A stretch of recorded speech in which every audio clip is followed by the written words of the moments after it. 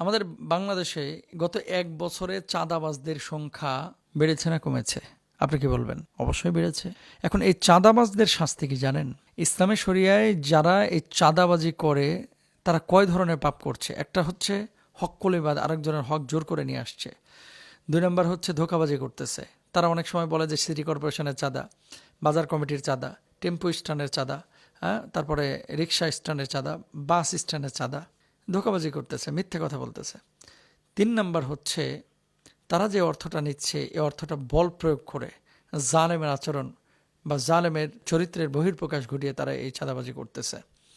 এই পাপগুলো যারা করে এবং ফ্যাসাদ তৈরি করতেছে সমাজের মধ্যে, এদের শাস্তি কি? মূলত ৪ ধরনের শাস্তি ইসলামে দেওয়া আছে। এদের বিধান এভাবেই আল্লাহ সুবহানাহু ওয়া তাআলা কোরআনুল কারীমের মধ্যে দিয়ে দিয়েছেন। নবীজি সাল্লাল্লাহু আলাইহি ওয়াসাল্লাম আমাদেরকে জানিয়েছেন, আল্লাহ সুবহানাহু ওয়া তাআলা আমাদেরকে জানিয়েছেন যে এদের আসলে শাস্তি হচ্ছে ৪ ধরনের। আল্লাহ সুবহানাহু ওয়া তাআলা কোরআনে কি বলছেন?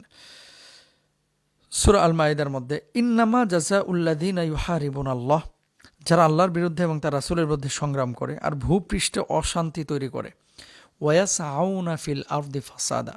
সমস্ত ইসলামিক স্কলাররা একমত, এই চাঁদাবাজি, বাজারে ত্রাস, নৈরাজ্য সৃষ্টি করা, এগুলো হচ্ছে ফ্যাসাদ। ওয়ায়াসআউনা ফিল আরদি ফাসাদা, যারা জমিনের মধ্যে ফ্যাসাদ তৈরি করে। আইয়াকাত্তালু আও ইসাল্লাবু আও তুকাত্তা আইদিহিম ওয়া আরজুলুহুম মিন খিলাফিন আও ইউনফাউ মিনাল আরদ। তাদেরকে আদালত হত্যা করবে, তাদেরকে শুলে চড়ানো হবে, মানে যারা বিচার কার্য পরিচালনা করে তারা এগুলো করবে। অথবা একদিকের হাত, ধরেন ডান হাত বাম পা, বাম হাত ডান পা ক্রস করে তাদের কেটে দেওয়ার শাস্তি দেওয়া হয়েছে। অথবা তাদেরকে দেশ থেকে নির্বাসিত করা হবে। খেয়াল করেন, এরকম চাঁদাবাজ যারা আছে, যারা আমাদের বিচারিক ভাইয়েরা আছেন, বোনেরা আছেন, তারা যদি সিদ্ধান্ত নেন যে আমরা এইভাবে বিচার করব, ইসলামী শরিয়া যে ল বা আইন দিয়েছে, একটা চাঁদাবাজ গুলিস্তানে পাবেন না, একটা চাঁদাবাজ আপনারা এই পল্টনে পাবেন না, একটা চাঁদাবাজ বাংলাদেশের বাজারে রাস্তাঘাটে পাবেন না।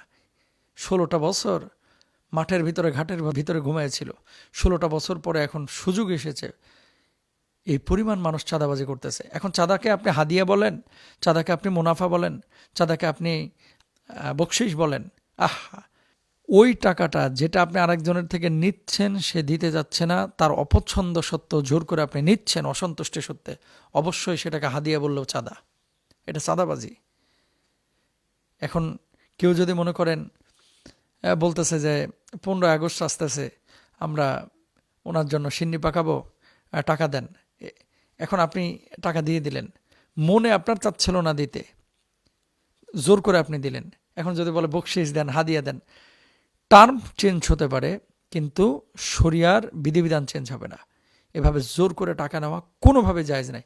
রিক্সাওয়ালা, খেটে খাওয়া মানুষ, সিএনজি চালায় যারা, কয় হাজার কোটি টাকার মালিক, তারা কয় টাকা তারা কামায় এখান থেকে? 200-250 টাকা। দই মিষ্টি বেচে পল্টনে, আমি দেখেছি, এখন তো আমি ইংল্যান্ডে, কিন্তু আগে দেখেছি 250, 300, 450 টাকা পর্যন্ত এই চাঁদা নিত গুলিস্তানে, পল্টনে। যারা দায়িত্বশীল লিডাররা তো সামনে আসে না, এই চামুন্ডাদের পাঠায়। এদেরকে যদি প্রকাশ্যে এভাবে শাস্তি দেওয়া হতো, তাহলে বাংলার জমিনে চাঁদাবাজি থাকতো না। আল্লাহ বুঝদান করুন, রহম করুন।